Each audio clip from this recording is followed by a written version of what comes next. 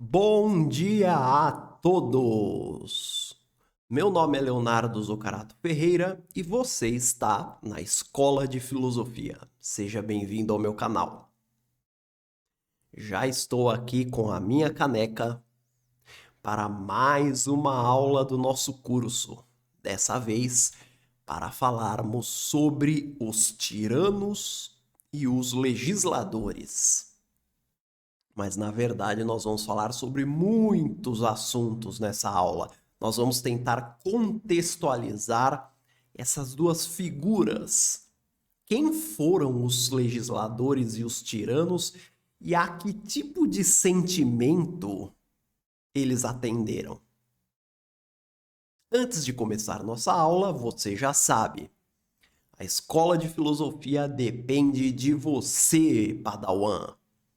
Se você gosta do nosso canal, colabore com ele. Tudo o que você precisa saber está na descrição. Você pode fazer uma doação, entrar para o clube de membros, comprar as belas canecas, enfim.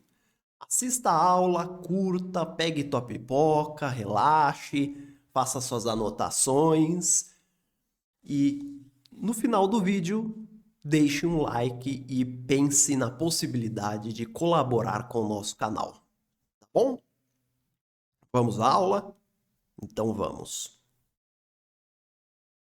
Ao longo das últimas aulas, não sei se vocês têm percebido, nós estamos reconstruindo a estrutura social típica de uma cidade grega.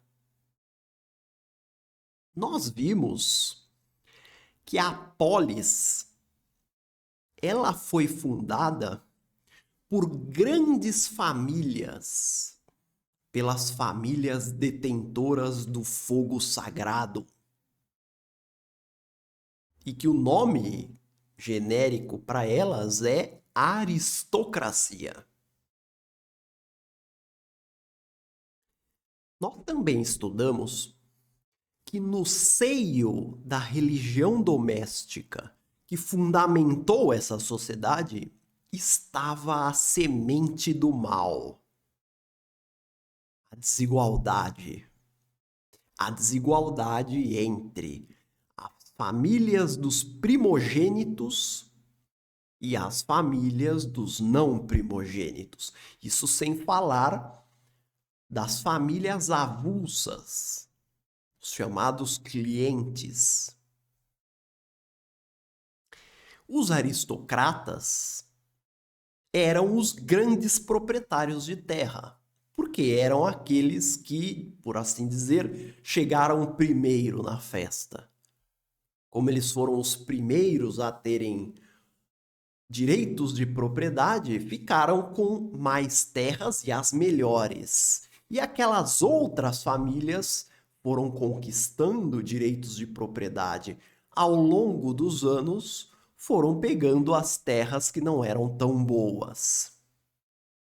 Essas famílias outras deram origem à classe média, que depois integraria o exército na forma dos hoplitas, que nós estudamos na aula passada.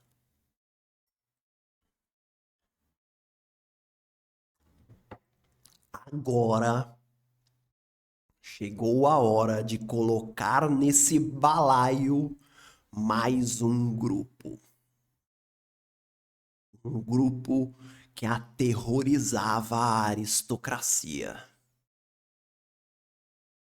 Tapem os ouvidos, coloquem as crianças para fora da sala. Em meio à Grécia arcaica, no meio daquela briga entre classe média e aristocracia, um grupo de famintos tomavam as ruas. Pessoas que por N situações, pelas surras que a vida dá na gente, viram as suas próprias famílias divididas, fragmentadas. Viram o seu fogo sagrado se apagar. Viram seus antepassados perdidos. Sem um fogo sagrado a quem adorar, essas pessoas andavam pelas ruas sem um propósito. Por não terem um fogo sagrado, elas não tinham direitos de propriedade. Elas não podiam ter terras. Elas não tinham direitos políticos. Elas não tinham proteção da lei.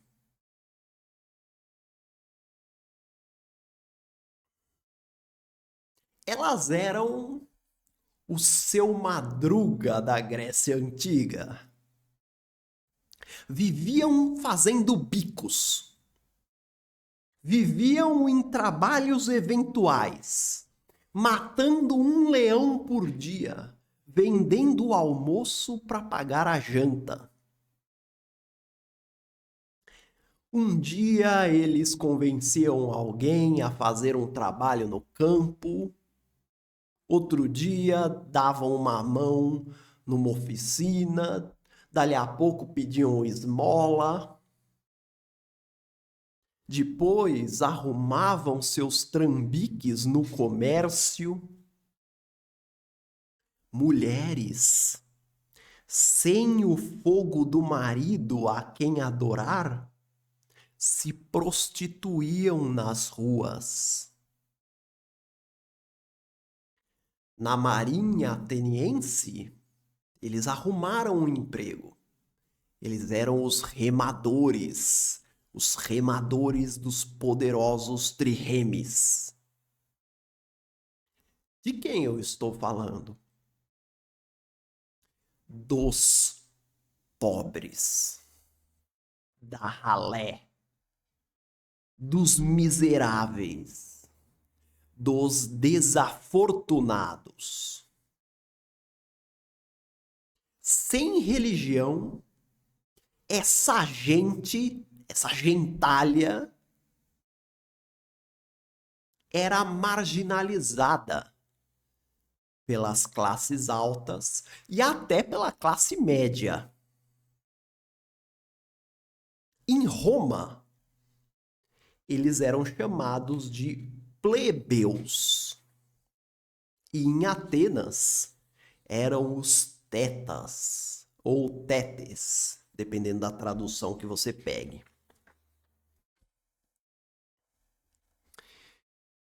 Os aristocratas pensaram para eles no maior insulto que eles puderam imaginar. Eles olharam para essas pessoas e disseram, apontando com os dedos, eles disseram: ali estão os homens sem lareira. Lá se vão os homens sem lareira, diziam os aristocratas. E esses pobres eram uma maioria inculta. Praticamente nenhum deles sabia ler e escrever, e, portanto, também uma maioria desorganizada. E até por isso, eram uma massa de manobra preferencial em meio àquelas brigas da Grécia arcaica. Só que, naquele ambiente do renascimento grego, pós o ano 800, muitos deles havia muita oportunidade para mudar de vida, sobretudo no comércio. Então vamos lembrar, vamos lembrar não, eu vou contar, porque isso eu nunca contei em aula. Os aristocratas, eles odiavam o comércio. Eles consideravam o comércio indigno. Se você pegar bem a Ilíada e a Odisseia, você vai perceber que não existe nenhum herói comerciante. Já parou para pensar nisso? Nenhum dos heróis é comerciante. Os caras falam do melhor cavalo do mundo, o melhor lanceiro do mundo, falam sobre os dons de fulano de tal, como ele cuidava dos seus ovelhas, dos seus carneiros, não sei o quê. Mas ninguém fala ali o Joaquim, um ótimo comerciante. Os aristocratas odiavam o comércio. O negócio deles era terra e guerra. Então, quem eram os comerciantes? Algumas pessoas de classe média e alguns pobres, alguns plebeus se meteram no comércio. E alguns deles com sucesso.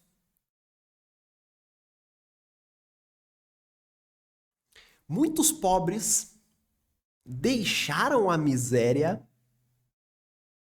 com o comércio, aproveitando-se daquela onda que houve na Grécia de colonização, de fundação de cidades distantes para aproveitar os recursos econômicos daquelas cidades. Muitas, por exemplo, que foram fundadas, eu vou falar na próxima aula mais sobre isso. Muitas que foram fundadas no Mar Negro, para aproveitar, por exemplo, o trigo daquela região, que até hoje é importante, depois eram trazidos para Atenas.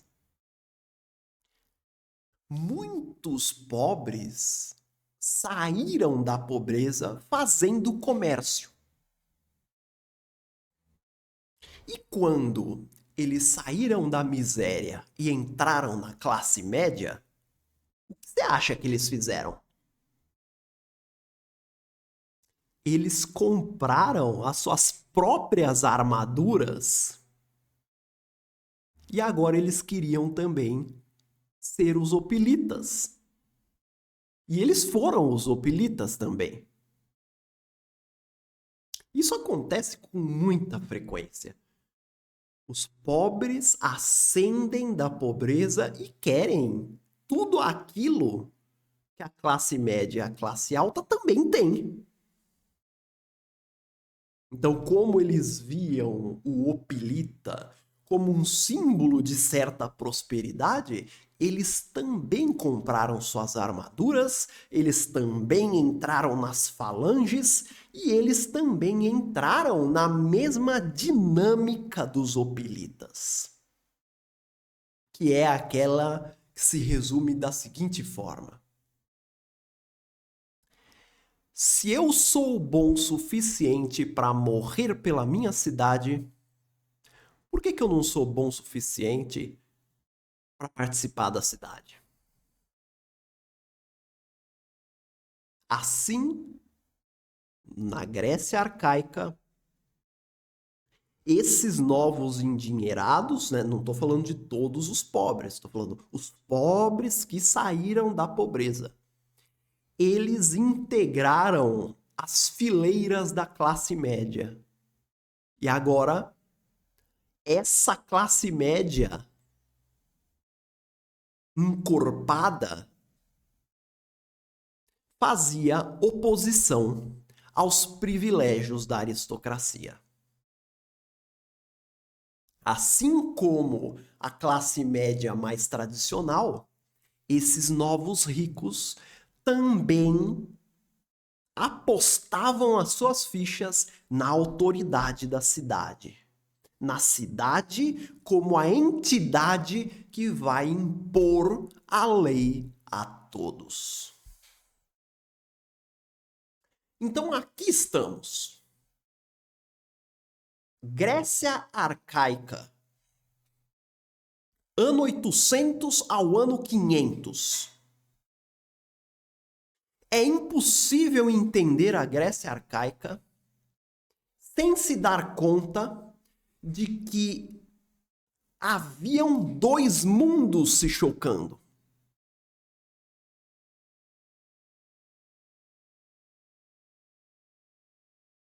Dentro da polis, havia duas mentalidades, duas concepções de dois estilos de vida se confrontando. Um deles, o tradicional, era o da aristocracia. Que estilo de vida era o da aristocracia? Era aquele resumido na figura dos heróis homéricos. Eram os fazendeiros, os grandes proprietários de terra, eram aqueles que iam para a batalha para realizar atos, façanhas heróicas. Era aquele que via a guerra como um pretexto para conquistar a glória pessoal. Era aquele que desprezava a coletividade, desprezava a cidade e que colocava a sua família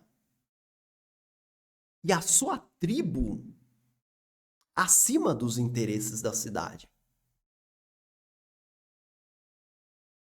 Eram aqueles homens que se consideravam superiores aos outros. Inclusive porque muitos deles se diziam descendentes dos deuses. Você pegava um aristocrata e falava assim, escuta, você pode recitar aí a sua linhagem? Ele dizia, beleza, eu sou filho de João, o grande João, e sou neto de Valfredo, bisneto de Ferreira, e o pai de Ferreira era Zeus. Ou era Poseidon, ou era Hércules, ou era Teseu. Esses eram os aristocratas.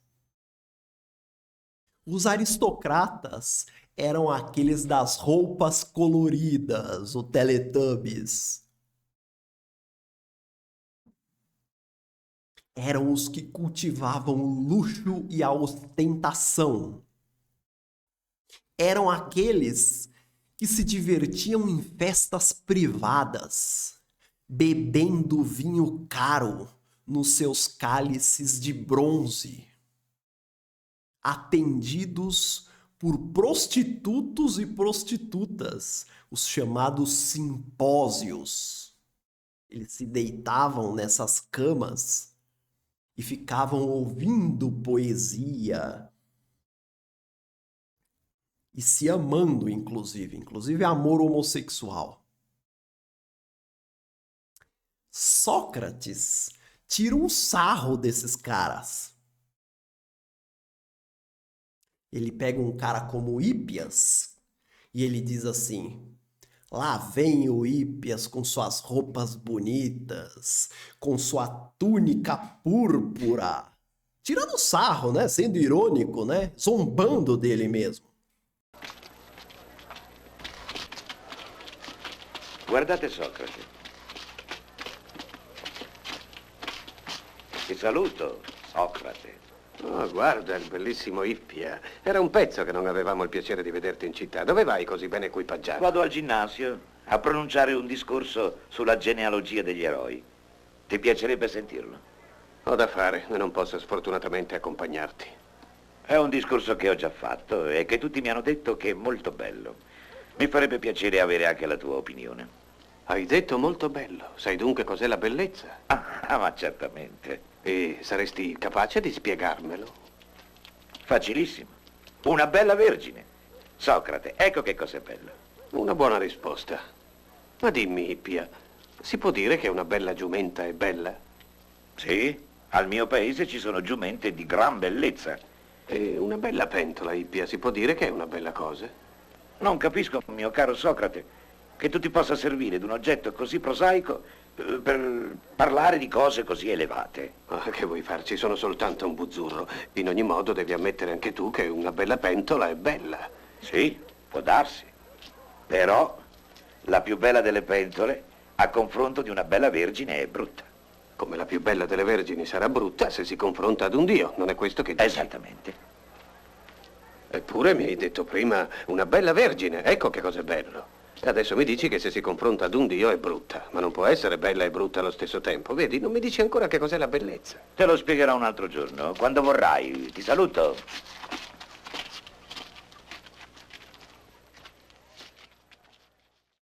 O outro mundo era o da classe média opilita.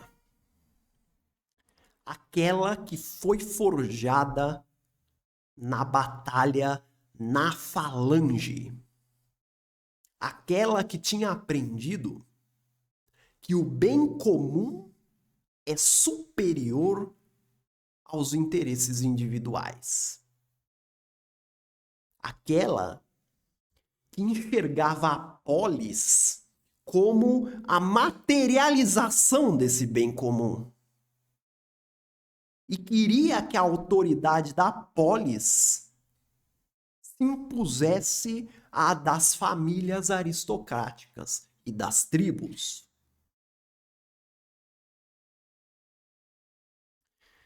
Para essa classe média opilita, a guerra não era mais uma oportunidade para glória pessoal. A morte gloriosa era a morte pela pátria. Morrer pela sua cidade-estado. Ser lembrado pelo coletivo, pelos outros cidadãos. Ninguém pode desejar algo melhor.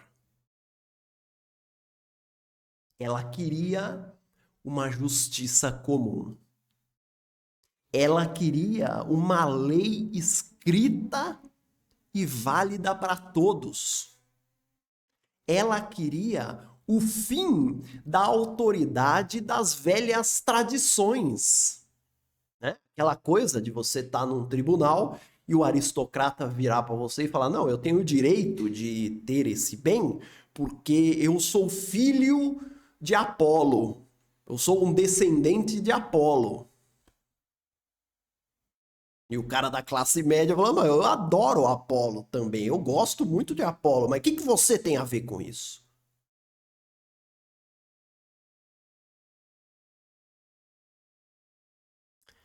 Ela queria participar da política.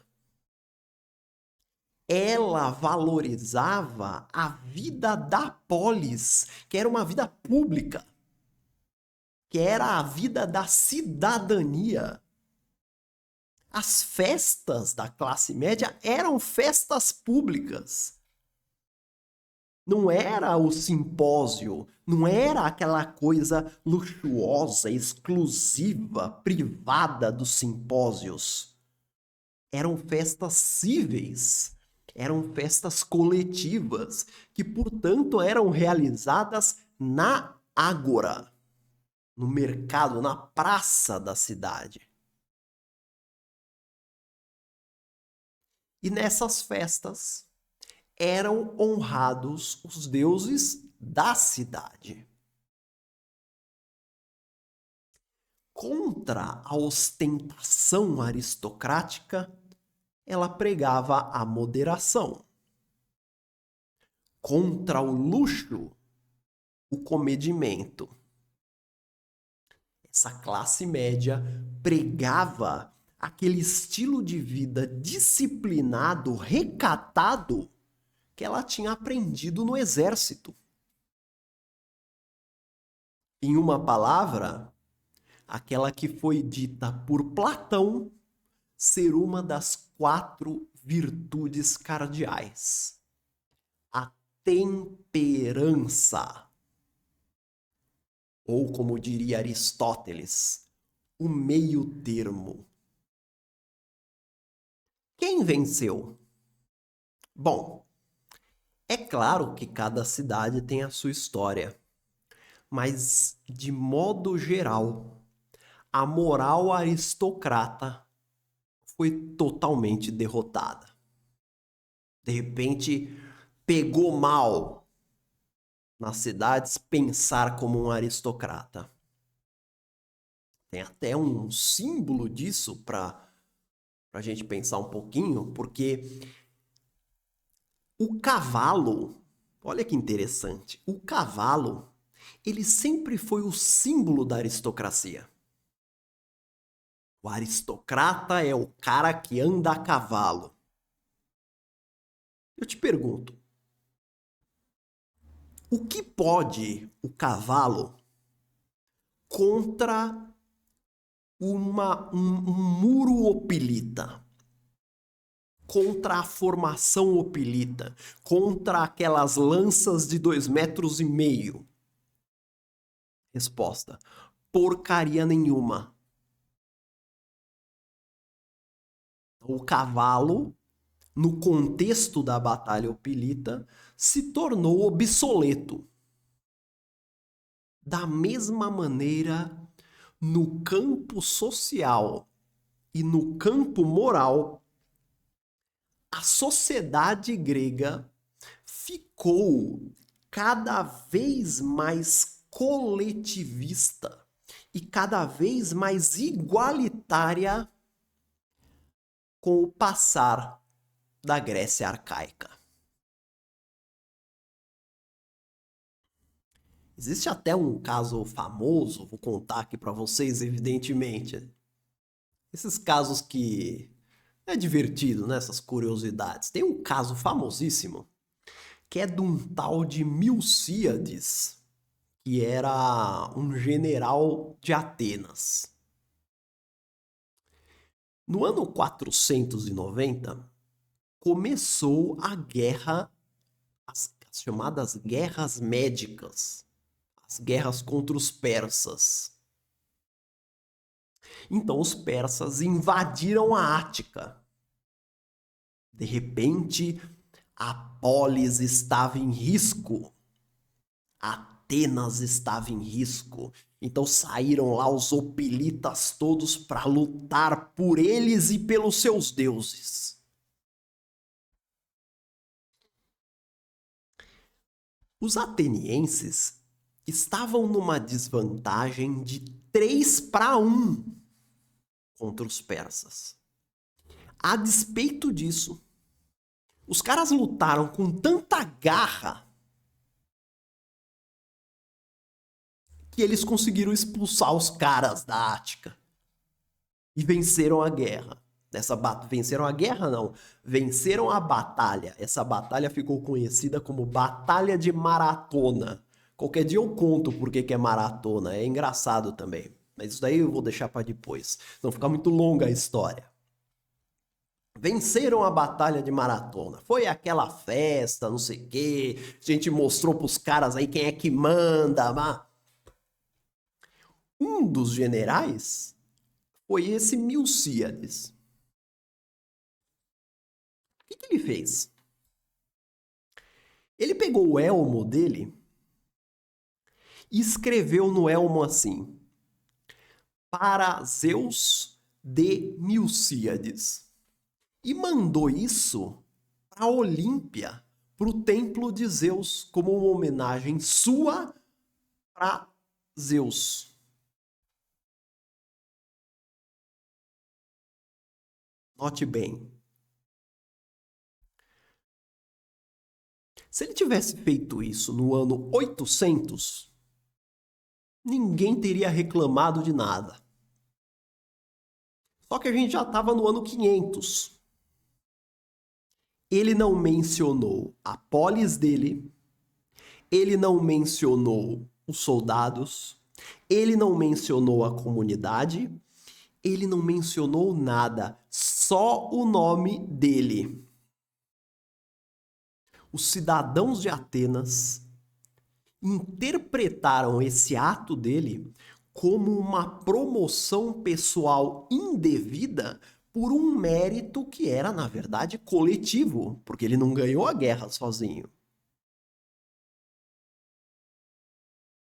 Milcíades, aos olhos dos atenienses, usou uma vitória da comunidade para invocar uma relação pessoal com Zeus. Espécie de recaída aristocrática. O que aconteceu com ele? A despeito dele ser um herói de guerra, Milcíades foi multado e preso. E depois morreu na prisão. Entenderam ou não? Vou dar outro exemplo. Vocês estão vendo na tela um vaso do ano 540 a.C. Finjam que vocês já não conhecem essa figura, tá? Imaginem que vocês estão vendo isso pela primeira vez. Provavelmente estejam. O que vocês estão vendo aí? 2 hoplitas jogando dados.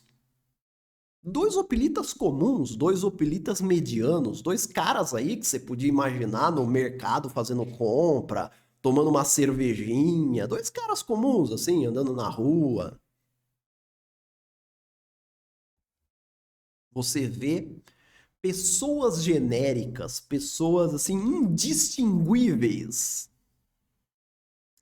Essa é uma representação de Aquiles e Ajax jogando dados no intervalo de uma das batalhas da Guerra de Troia. Eles arrumaram tempo para jogar dados no meio da guerra. Pelo menos segundo o cara que fez o vaso aí, que fez o desenho. Por que a gente sabe, como é que a gente sabe que se trata de Aquiles e de Ajax? Porque o artista escreveu o nome deles no vaso. Ele escreveu, ó, esse é o Aquiles, esse é o Ajax. Ele até botou o placar, que foi 4-3, se eu não me engano, em favor de Aquiles, claro, né? Que era bom até nos dados. Mas o interessante é ver que no ano 540, quando o artista grego foi representar o herói, ele não representou o herói como se fosse um indivíduo destacado, com uma armadura diferente, com um capacete diferente, com um escudo diferente. Não. Ele representou como se fosse um hoplita qualquer. Você percebe a moral igualitária? É como se o artista dissesse, olha, esse daí é o Ajax, o brabo Ajax. Mas mesmo sendo Ajax, ele tá aí na falange hoplita, como todos os outros, junto com todo mundo, tomando flecha com todo mundo. É isso aí.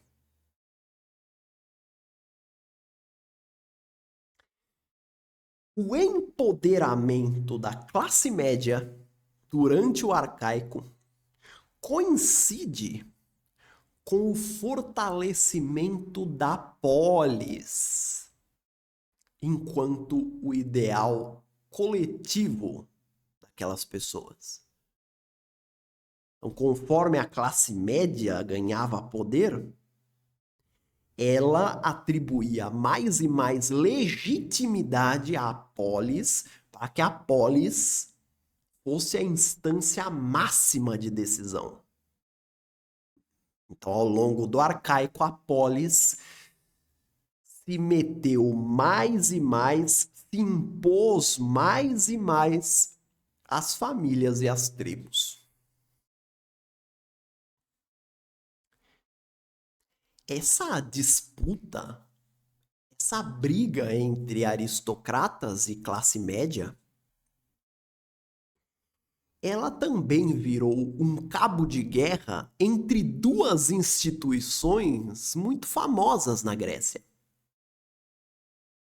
Frequentemente as pessoas confundem uma com a outra, mas vocês não.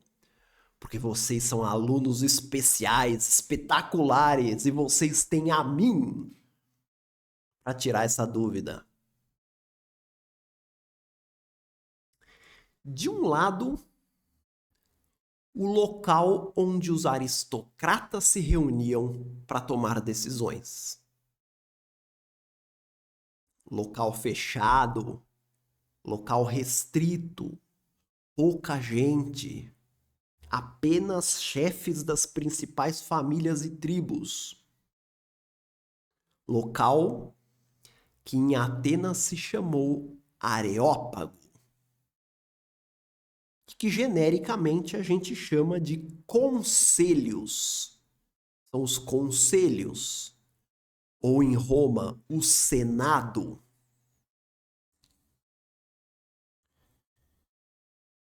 De outro lado, o local onde os cidadãos comuns, especificamente os homens maiores de idade, chefes de família, quer dizer, os homens cidadãos, se reuniam na ágora, no espaço público, para também tomar decisões. Era o local dos grandes debates, das discussões públicas e até de alguns julgamentos. O famoso julgamento de Sócrates foi na ágora. Nós estamos falando das assembleias. Então, em cada polis existiu esse cabo de guerra entre os conselhos, representando o interesse da aristocracia, e a assembleia, representando os interesses dos cidadãos médios. Em cada polis, o conselho fez o diabo para tentar desidratar a autoridade da Assembleia. E a Assembleia, por sua vez, fazia o mesmo. Se defendia e tentava se impor aos conselhos. Em algumas cidades ela conseguiu, em outras ela perdeu relevância. Nas cidades onde ela conseguiu, a gente tende a um governo mais democrático. Nas cidades onde os conselhos saíram fortalecidos, a gente tende a um governo mais aristocrático.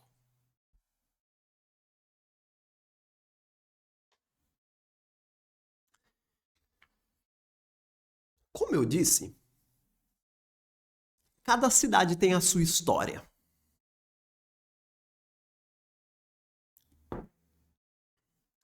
Em cada cidade, a classe média, por ser o grupo político mais forte e mais unificado, ela se tornou um pêndulo para decidir os destinos da cidade. Houve casos em que a aristocracia conseguiu convencer a classe média a, digamos, uma conciliação, claro que entregando alguma coisa para ela, e nesses casos, um regime mais aristocrático se manteve nas cidades. Agora, o que você acha que aconteceu quando a aristocracia e a classe média bateram de frente? O que você acha que aconteceu quando a aristocracia não teve a sabedoria de dar um passo atrás, de entender que o cenário tinha mudado e que ela tinha que se adaptar? O que você acha que aconteceu quando a aristocracia foi arrogante, híbris, arrogante, e não quis de jeito nenhum abrir mão dos seus privilégios? Nessas cidades, a classe média, para equilibrar a balança, comprou 2 remédios muito amargos.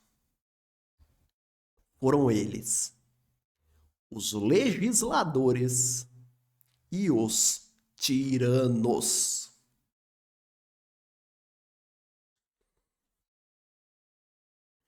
Vamos começar pelos legisladores. Quando eu falo a palavra legislador, na cabeça sua já vem a imagem do político, do parlamentar, do cara que vai lá para Brasília fazer leis. Fazer leis. Estamos falando tudo em teoria aqui. O cara vai para Brasília para fazer leis, tá bom? Então você já imagina que o parlamentar é o membro da Assembleia, não é? Só que, no mundo antigo, os membros da Assembleia, eles não faziam leis. Eles faziam decretos. E esses decretos podiam ser revogados a qualquer momento por outro decreto. Geralmente, esses decretos eram temporários. Eles não faziam leis. E aí? Então, o que é a lei?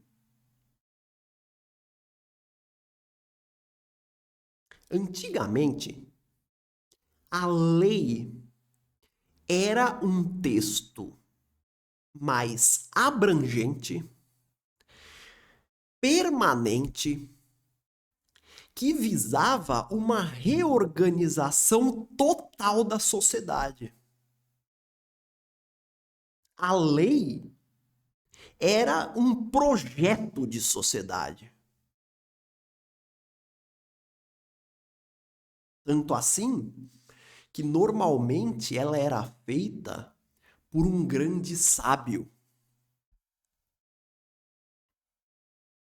Os caras pegavam lá alguém que tinha uma grande fama de ser um sábio, um filósofo, por exemplo, davam a ele superpoderes e diziam para ele assim: faça uma lei justa para a cidade.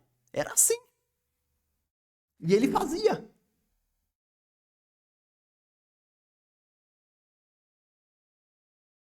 Quem era o cara que fazia essa lei? Era o legislador.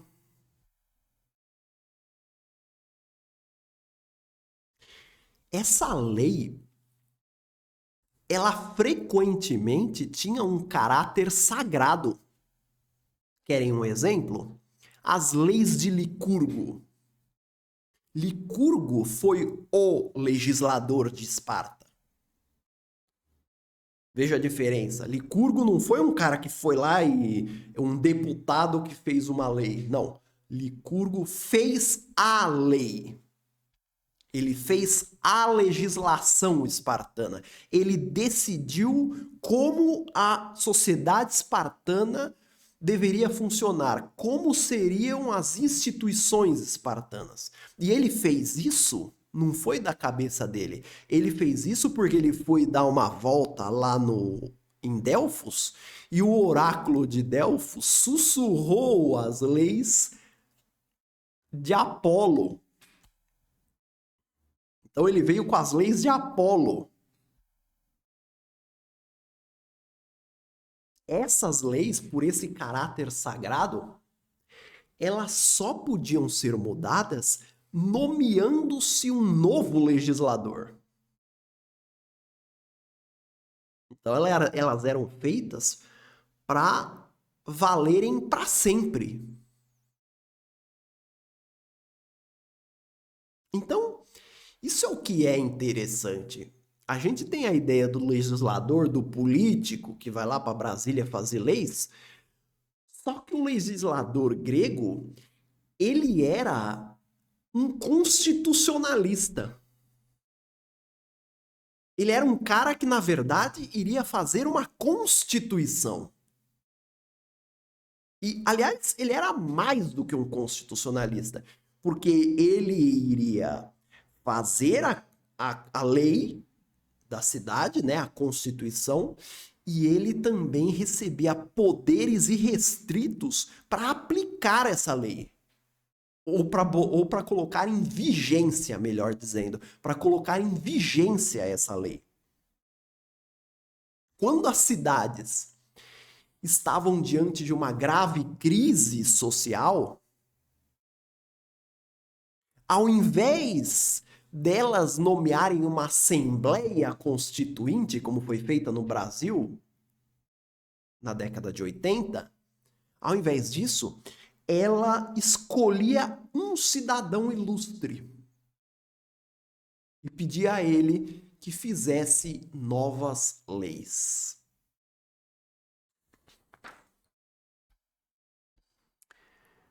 O que vocês acham que foi, por exemplo, a República de Platão?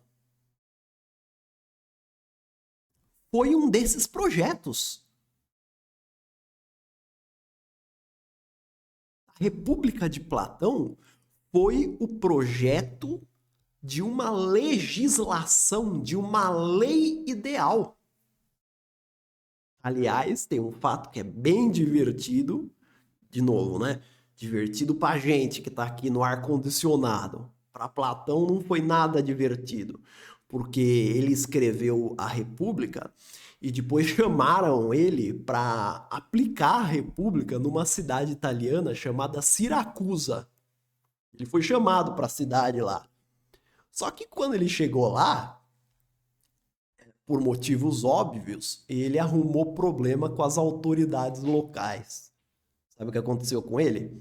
Ele foi preso e foi feito escravo. É isso aí. Se você acha que tua vida tá difícil, meu irmão, pensa que Platão foi feito escravo. Platão foi reduzido à escravidão. Pensa nisso. Você, né? Deve ser uma coisa incrível, cara. Você comprar um escravo e descobrir que é Platão. Aí depois os caras recompraram Platão. Os amigos dele, eu quero dizer, né? Os amigos dele encontraram ele em algum lugar, sei lá onde, e recompraram ele. E aí ele ficou livre de novo. Mas, porra, deve ser divertidíssimo, né? Você tem um filho, o moleque recebe uma tarefa, né, de filosofia da escola, e aí, vou passar isso aí pro meu escravo. Quem que é seu escravo? Platão. Porra, tá bom. Enfim, o interessante é que o legislador, ele não tem nada a ver com o nosso legislador. O nosso legislador, ele está, pelo menos em teoria, né, na prática também, vai, ele está restrito a um contexto. O nosso legislador, ele tem limites. Né? Se a gente for falar do Brasil, por exemplo, existem as cláusulas pétreas, enfim, existem inúmeros limites institucionais aos legisladores. O legislador não pode fazer o que quiser, em regra. Na Grécia, o que eles chamavam de legislador seria pra gente um ditador superpoderoso. Era um grande sábio que iria reorganizar a sociedade com poderes irrestritos. Que é isso? É um ditador, porra. Mas eles não entendiam assim. O legislador, ele se metia em tudo que vocês possam imaginar. Por exemplo, o próprio Licurgo, em Esparta, ele decidiu como as pessoas se vestiriam, ele decidiu o corte de cabelo das pessoas, dependendo da, digamos, da classe ou da ocupação delas. Ele decidiu quando os homens poderiam ou não ter barba, ou quando eles deveriam ter barba. Então eles se metiam em tudo. Tem um caso que é cômico de Solon em Atenas, porque Solon, por uma ótima razão, se meteu na maneira como as pessoas faziam os seus funerais.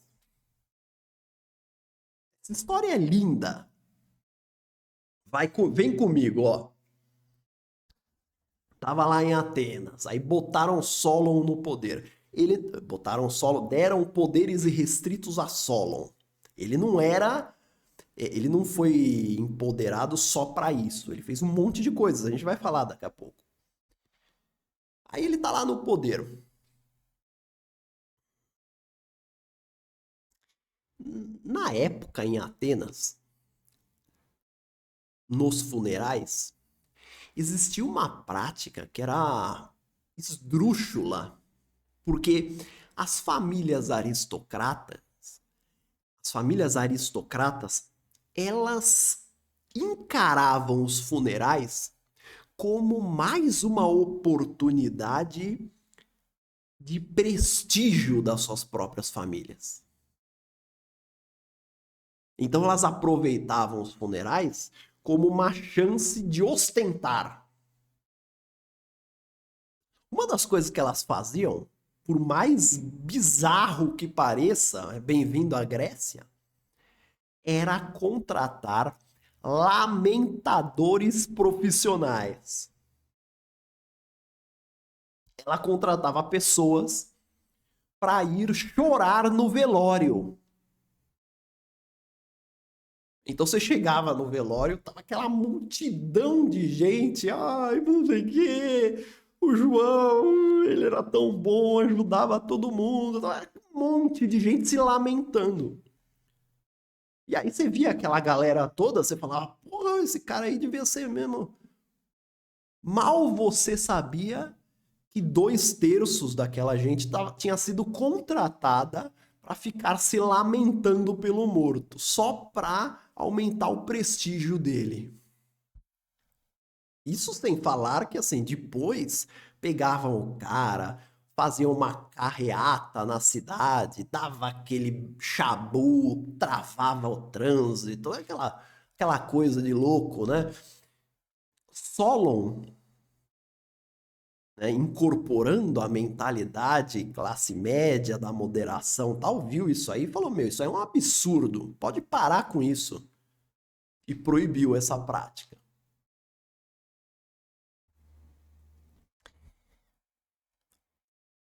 Solon era um poeta. Solon de Atenas, ele era um poeta. Ele não era político. A gente fala que ele era um poeta e as pessoas já veem na cabeça delas assim, um cara que fica olhando para as nuvens, falando de amor. É a ideia estúpida que alguns têm de poesia. Solon usava a sua poesia para falar de política. Então ele usava a poesia dele para meter o pau na galera lá.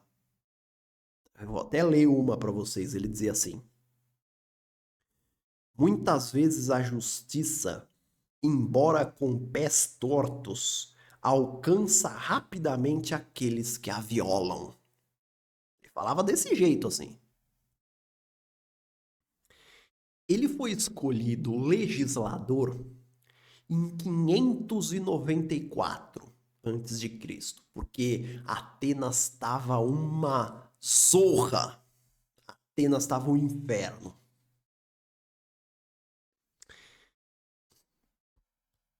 Um dos problemas que eles estavam enfrentando era a questão da escravidão. O que estava acontecendo era isso.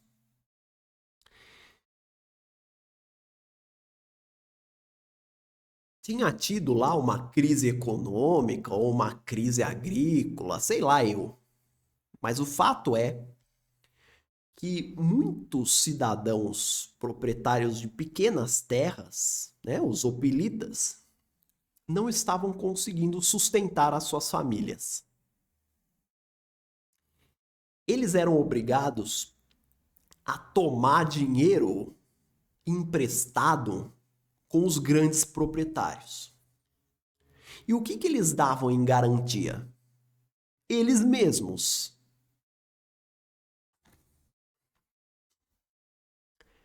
Quando eles não pagavam as dívidas, o que acontecia frequentemente, os credores executavam a dívida. O que é executar? eles eram reduzidos à escravidão. Então, nessa época da Grécia, uma onda de cidadãos atenienses, uma onda de escravidão dos cidadãos atenienses estava perturbando a sociedade. E Solon foi chamado para resolver esse problema. E ele deu uma solução. Ele disse assim: primeiro, está proibido você hipotecar-se a si mesmo. Está proibido você se dar em garantia. Segundo, eu vou libertar todos os escravos que eram cidadãos atenienses. Terceiro, porque isso acontecia frequentemente também, o cara ele era escravizado e ele era vendido para outras cidades. Solon comprou muitos desses escravos e trouxe eles de novo para Atenas. Você poderia pensar que Solon era então um abolicionista, ele queria libertar os escravos. Nem a pau, Juvenal. Solon era a favor da escravidão. Solon tinha escravos. O que ele estava fazendo era somente resolver o problema dos escravos atenienses, daqueles cidadãos de classe média que tinham sido reduzidos à escravidão. Só isso. Se Atenas tinha escravos de, sei lá, Corinto, aí problema deles. Solon não tinha nada a ver com isso. Solon também fez uma reforma política. E aqui é importante a gente falar disso para eu mostrar para vocês como esses legisladores acabaram representando os interesses daquela classe média. Olha só a reforma que ele fez. Na época, para você ter um cargo público qualquer, um cargo político na cidade, você precisava ser aristocrata. Né? As regras lá, o esquema todo era para que apenas os aristocratas acessassem esses cargos. Os donos do fogo sagrado. Solon mudou. Solon, ele dividiu os cidadãos atenienses em 4 categorias com base na renda. Veja, na renda, e não nas propriedades de terra, na renda. Conforme a renda onde você se enquadrasse, você tinha acesso a alguns direitos políticos.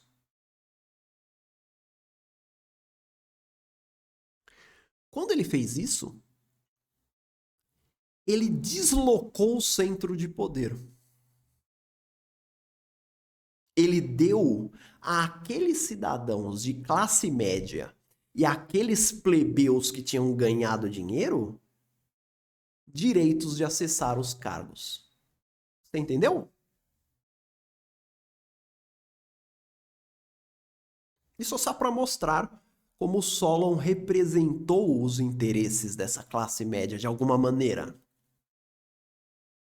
Solon, só nisso aí, ele substituiu o critério aristocrático pelo critério econômico. Então, o cara que tinha ganhado dinheiro com comércio, agora também podia entrar nos cargos da cidade. Você vê que, mais uma vez, os pobres ficaram de fora. Os pobres que não tinham atingido o mínimo para entrar em uma daquelas categorias não tinham acesso à política.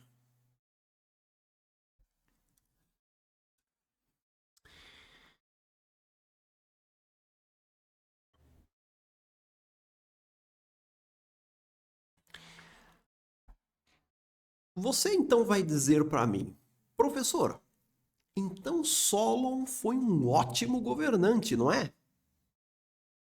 Ele ganhou os poderes irrestritos, mas no final das contas ele fez coisas boas. Eu diria que sim. Eu não diria que ele é um ótimo político. Eu diria que ele fez algumas coisas boas. Mas o problema de Solon é que ele não resolveu os dois problemas principais da cidade de Atenas. E ele não resolveu por bons motivos. Solon era o legislador. O legislador era um grande sábio que era escolhido pelos cidadãos da cidade para resolver uma grande crise. Esses cidadãos eram, claro, os hoplitas, mas eram também os aristocratas. O legislador, ele é uma solução intermediária para o problema.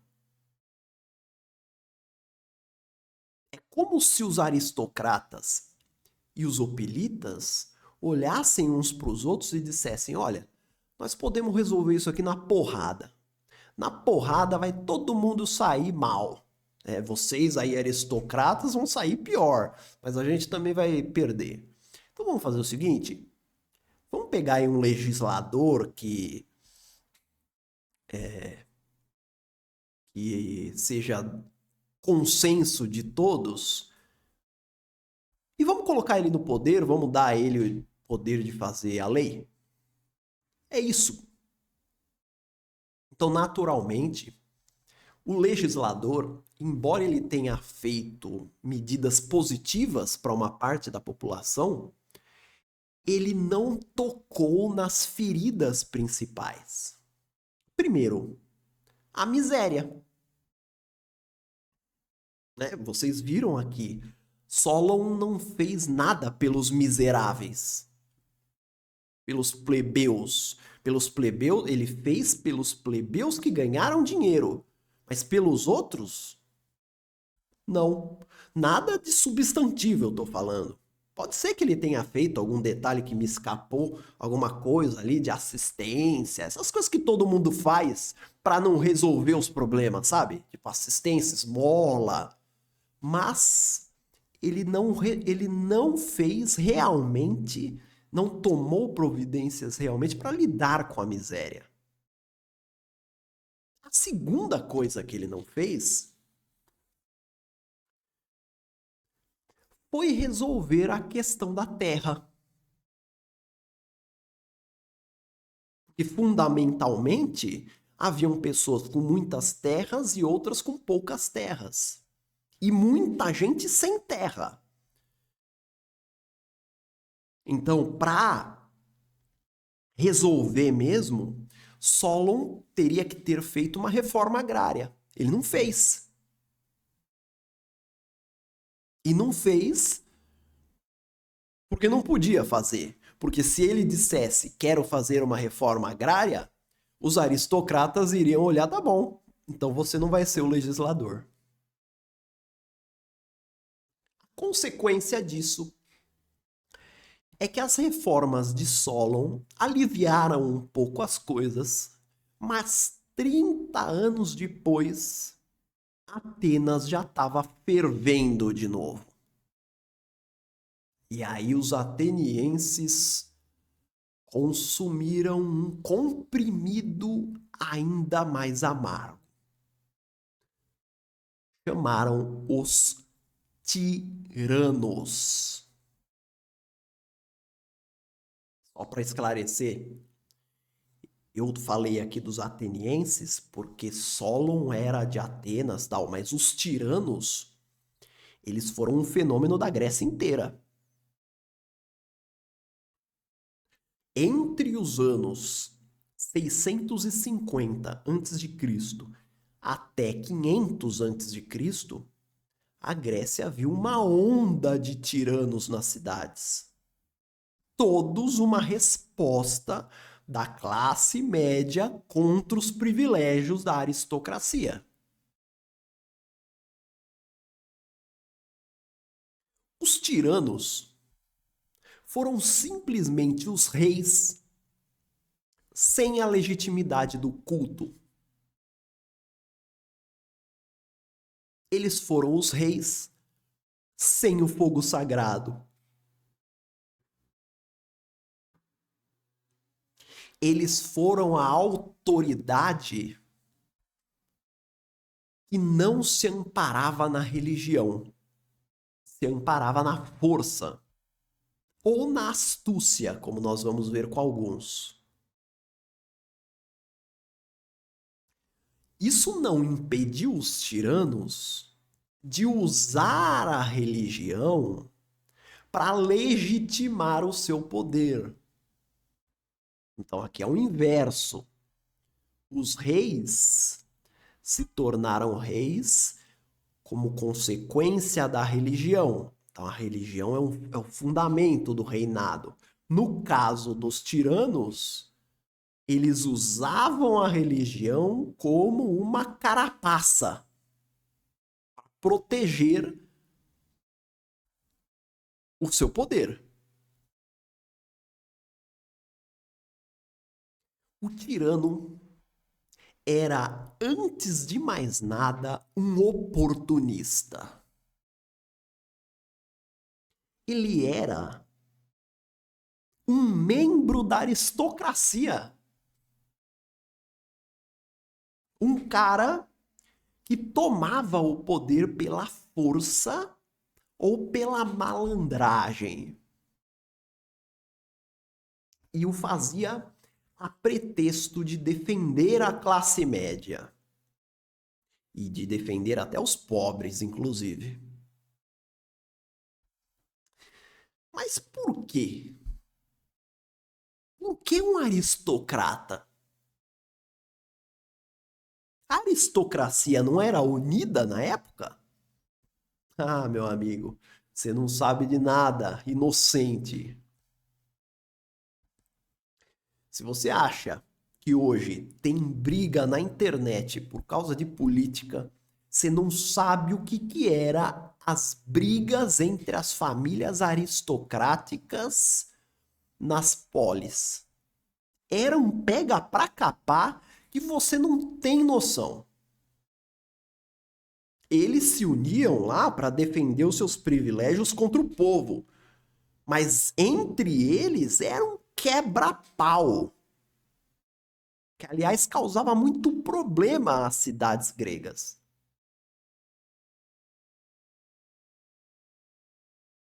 Nesse contexto, às vezes os ânimos ficavam tão acirrados que um dos membros lá das famílias, às vezes o cara que tinha perdido uma disputa por um cargo, às vezes até por causa de mulher, sabe?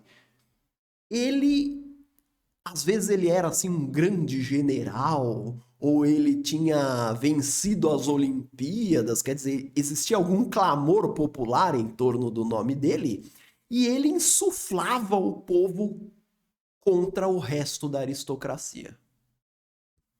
E virava um tirano.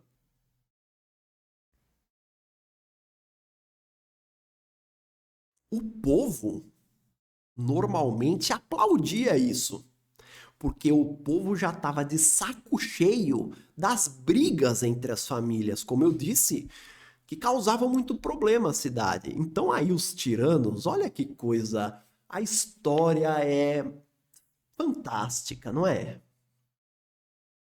Os tiranos subiam ao poder com uma promessa que é a promessa eterna. Eles diziam assim: eu vou pôr ordem na casa. As coisas estão bagunçadas aí? Deixa comigo. Eu vou pôr ordem. Ordem na polis. As coisas comigo serão ordenadas. Seja lá o que for.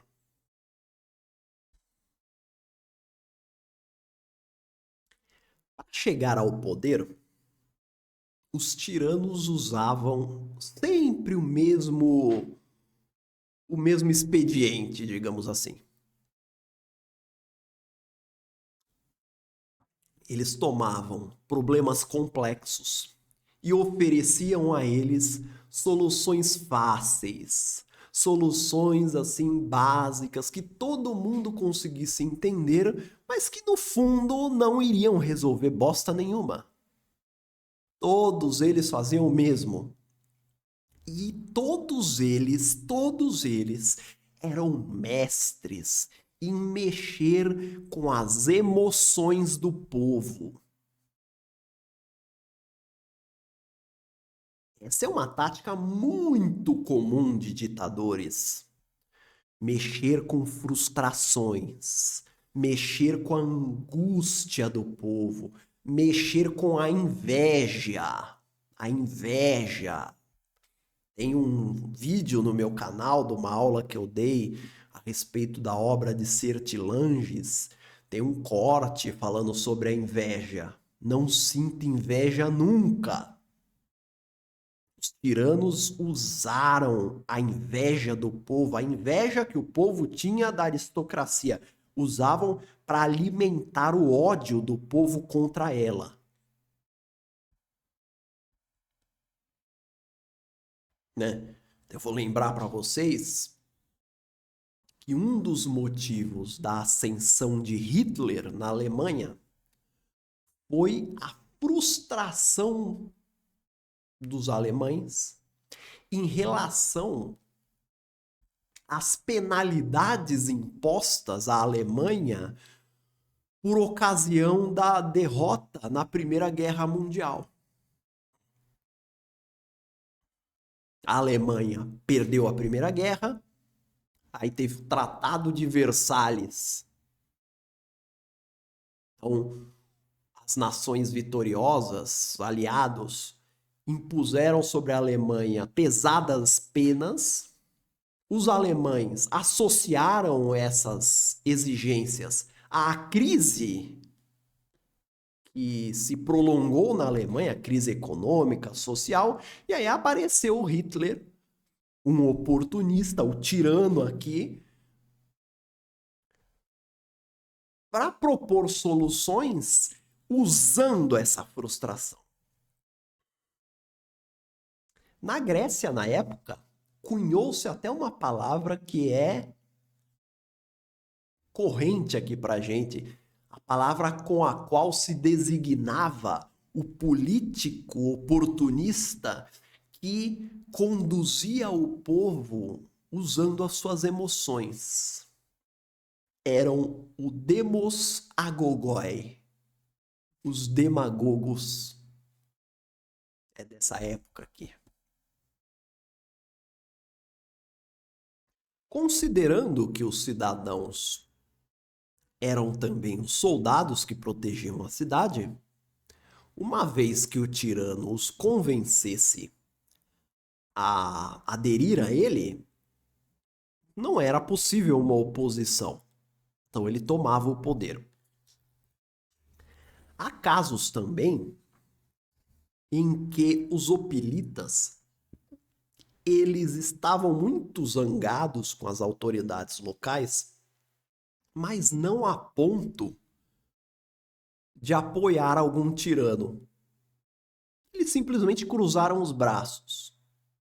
Nesses casos, o tirano poderia contratar mercenários e invadir a cidade e tomar a cidade. E os hoplitas olhavam e falavam: problema deles aí. Não é comigo, essa bucha não é essa bucha não é minha. Quase que eu falo.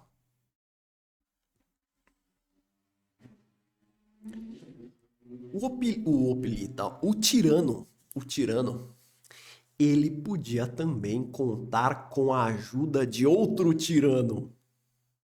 Um tirano de outra cidade, um tirano aliado, oferecia as suas tropas para que ele assumisse o poder de uma determinada cidade. Houve tiranos que recorreram a expedientes muito mais criativos e divertidos do que esses. Então agora nós vamos conhecer algumas histórias do nosso amigo Pisístrato. Esse cara foi demais, esse cara foi demais. Ele foi um tirano, né? Então ele foi um merda. Mas você tem que admirar a sagacidade dele. Ele fez umas aqui que eu vou contar pra vocês. A primeira é essa daqui, ó. Primeira vez que ele assumiu o poder. Ele era um cara influente lá em Atenas. Isso aconteceu 30 anos, em 561 a.C. Aconteceu 30 anos depois das reformas de Solon. Só para vocês verem que as reformas não ajudaram muito. Ele era um cidadão influente ali. Assim como outros. Debate, aquele debate acalorado. Um belo dia, ele saiu dos limites da cidade, dos limites urbanos da cidade. E ele contratou um cara para dar um pau nele. Para dar uma surra nele.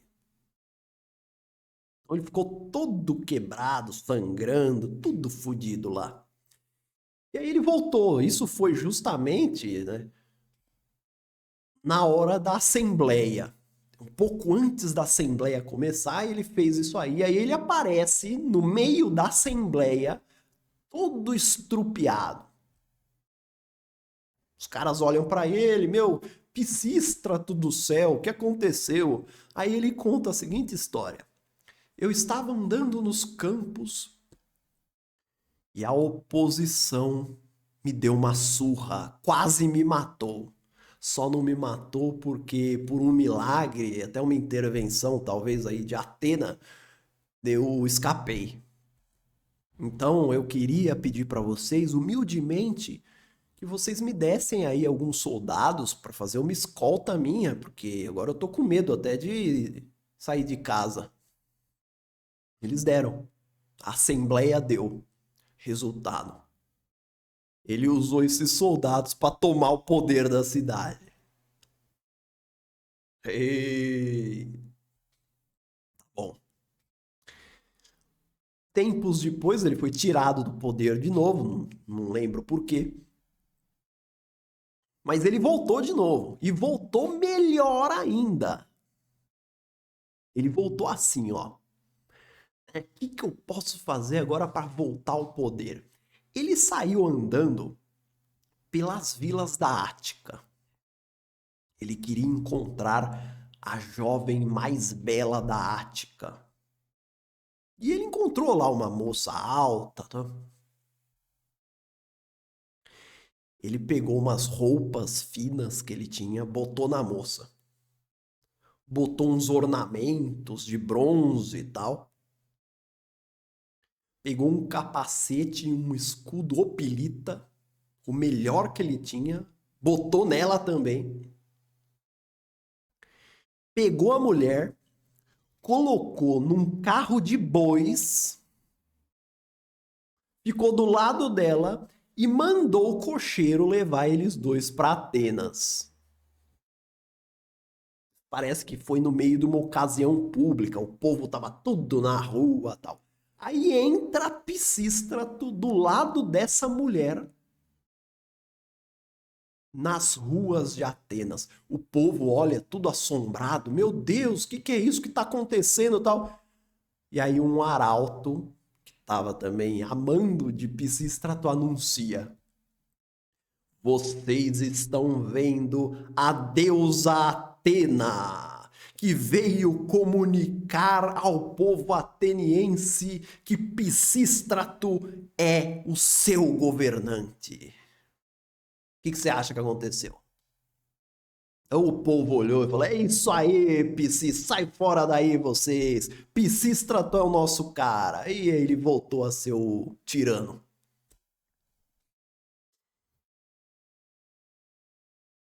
Uma vez no poder, os tiranos, eles governavam sem limites. Não havia leis para eles. Eles faziam o que lhes dava na telha. Então os tiranos, eles tinham um comportamento que variava entre o excessivamente caprichoso e o brutal.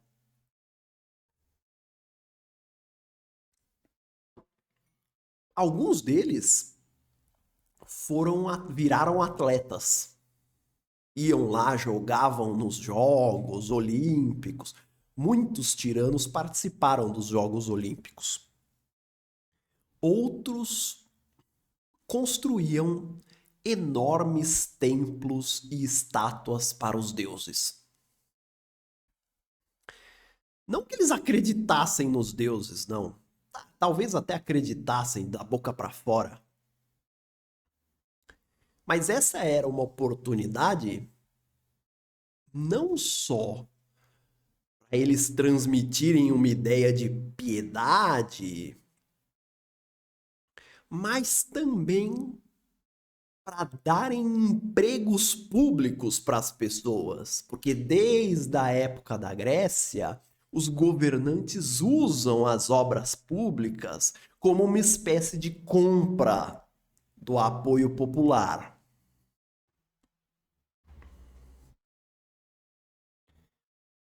Alguns tiranos também patrocinaram a arte. Eles tinham as suas cortes, tinham poetas, artistas. O próprio o próprio Pisístrato, por exemplo, em Atenas tinha uns festivais chamados Panateneias, festivais em honra de Atenas.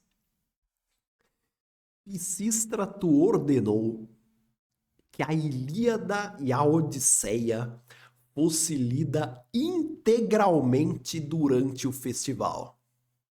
Imagina o que é isso. E até por isso, ele contratou ou nomeou, ou sei lá o que, um grupo de sábios para fazer uma revisão, na verdade, para fazer uma versão, digamos, definitiva das obras. Seria a que iria ser lida no festival. E essa versão é uma das principais fontes que a gente tem. Essa versão foi um dos principais pontos de apoio para depois a escola de Alexandria definir a versão oficial da Ilíada e da Odisseia, que é aquela que a gente lê. Então, talvez se Pisístrato não tivesse feito isso, a escola de Alexandria não teria onde se apoiar e talvez a gente não conhecesse a Ilíada e a Odisseia como nós conhecemos.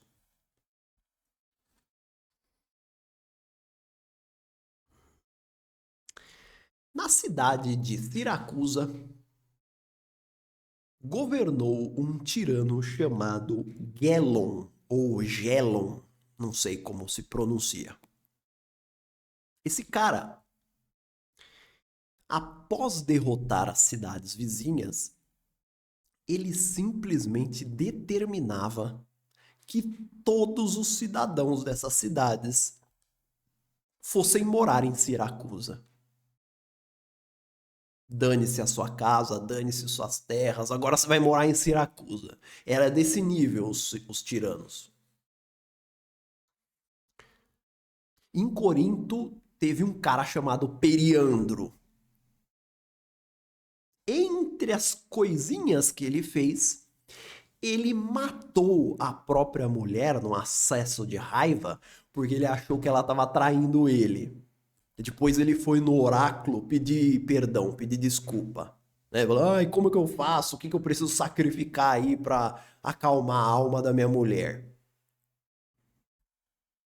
Esse mesmo Periandro, uma vez ele enviou um emissário para a cidade de Mileto, que era governada também por um tirano chamado Trasíbulo. Ele perguntou pro Trasíbulo, Como é que você faz para Como é que você fez para ficar tanto tempo no poder?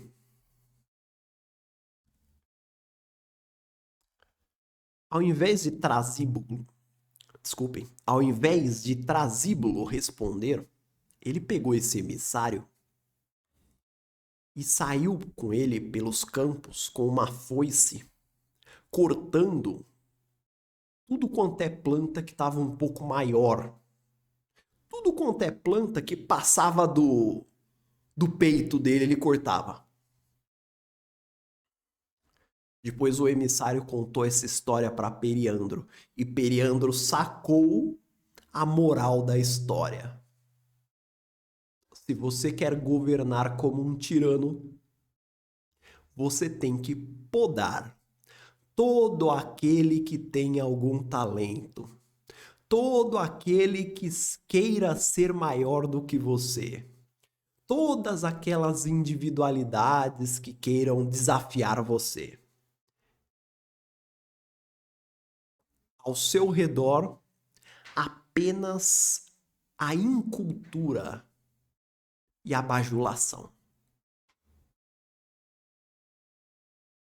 O essencial dos tiranos é o que vem agora.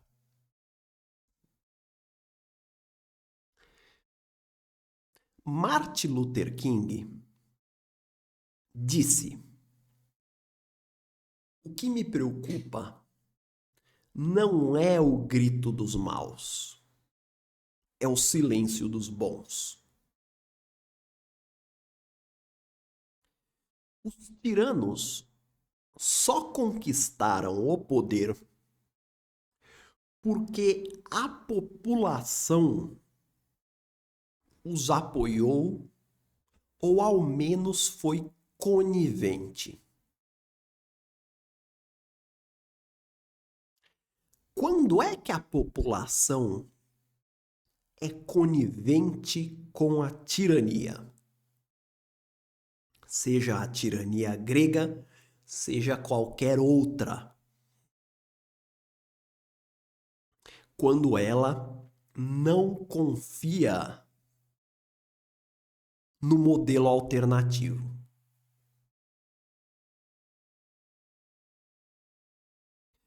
Alguns costumam culpar as pessoas, mas eu gosto sempre de lembrar que não é o povo quem tem que confiar nas suas instituições. São as suas instituições que têm que se mostrar confiáveis, não com palavras, e sim com ação.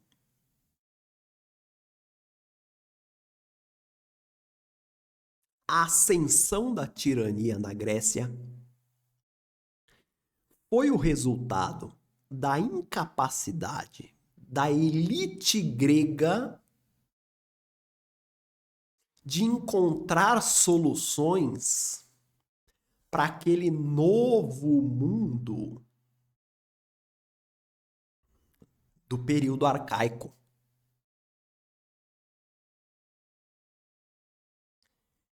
Aquela sociedade tinha novas contradições, novos grupos com novas necessidades que também queriam participar da sociedade. Onde quer que a tirania tenha fechado os olhos para essas pessoas, desculpe, a tirania não. Aonde quer que a aristocracia tenha fechado os olhos para essas pessoas e virado as costas para elas, o recurso que ela encontrou foi a tirania. A tirania não teria acontecido se a aristocracia arrogante não tivesse dado um passo atrás e entendido o novo momento. Se bem que falando aqui, pode parecer até um luxo. Quem sou eu aqui para falar dos aristocratas de antigamente, não é?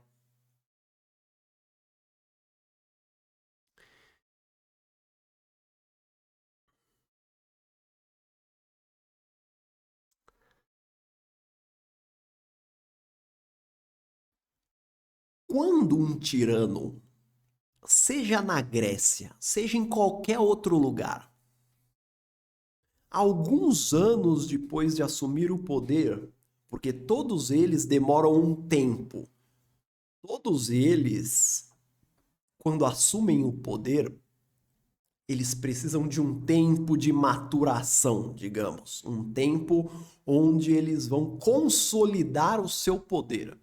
Depois que eles sentem que o seu poder está consolidado, eles fazem as barbaridades que entram para a história. Perseguições a grupos opositores, prisões arbitrárias, toda a classe de medidas de controle e restrição sobre a sociedade. E quando isso acontece, todo mundo fica assustado e chocado, sem saber como eles caíram ali. A gente olha, por exemplo, para um cara como Hitler ou Stalin, que estava fazendo horrores, e a gente pensa, mas meu Deus, como ele foi parar ali? Ele foi parar ali sob os aplausos da população. Toda a tirania assenta-se na esperança de uma população desesperada que não encontra amparo nas instituições anteriores. Hitler foi eleito. Hitler foi eleito, preste atenção. Aliás, fica aqui mais uma liçãozinha desse humilde professor de história.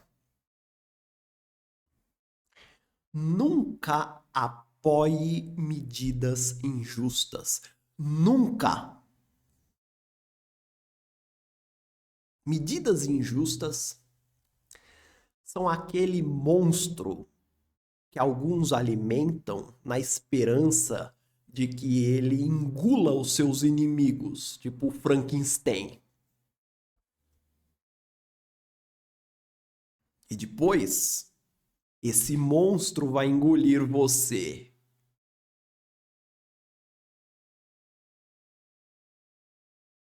Foi o que aconteceu na Grécia. A violência que os tiranos prometiam contra a aristocracia e que a classe média, o povo aplaudia porque dizia, é isso aí, nós estamos de saco cheio desses aristocratas, ferra com eles. Essa violência virou violência para todos, sobrou para todo mundo. A população dessas cidades se deu conta, 2 ou 3 gerações depois, da bobagem que ela tinha feito. Até porque só existe algo pior do que um ditador. Sabe qual é? O filho dele. Quando esses tiranos morreram, o poder foi transmitido ao filho, esses garotos, eles não sabiam o valor do poder da mesma maneira que o pai. O pai, ainda que fosse um tirano, ele tinha medo do povo, porque ele sabia, no fundo, que o povo é que estava comandando a situação. Comandando o que eu digo, o povo é que legitimava o seu poder. Quando o filho dessas pessoas, um garoto que já cresceu na corte, já cresceu dando ordens, quando ele chegava ao poder, era o Deus nos acuda da cidade. Então aí as pessoas percebiam a cagada que elas tinham feito. E elas tinham que enfrentar o mesmo drama que todas as populações passam quando confiam em tiranos. O drama para derrubar a ditadura.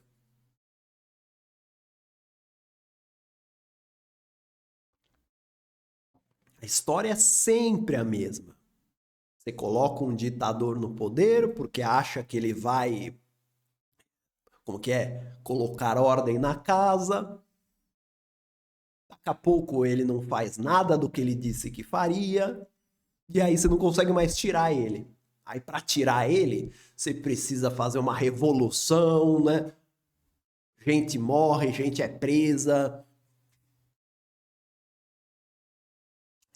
A partir ali do ano 500, 550, os tiranos começam a cair como moscas nas cidades gregas. Porque as pessoas começam a perceber que a solução tiranos era uma solução ilusória. Era uma solução irracional. Era irracional. Porque era baseado nas emoções das pessoas. Nesse ponto, os tiranos saíram. Em algumas cidades, a aristocracia conseguiu voltar para o poder. Mas aquela moral igualitária, ela já estava tão disseminada que ainda que a aristocracia voltasse, ela não conseguia mais viver como aristocracia. Aquela moral coletivista tinha se imposto para sempre na polis.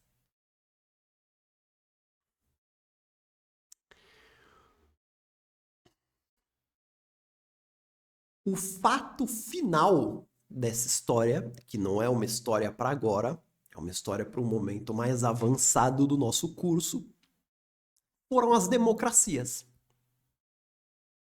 O momento em que finalmente o povo entendeu, e esse fica aí como recado, o povo entendeu que ele é o protagonista.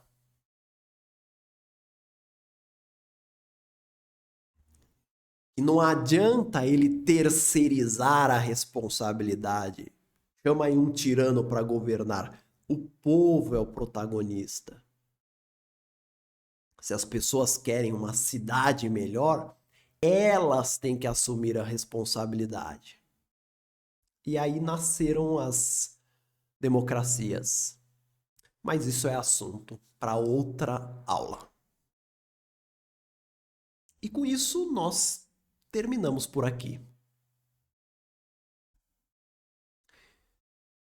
Muito obrigado a vocês que assistiram até aqui. Se vocês puderem, ajudem o canal, colaborem com o canal.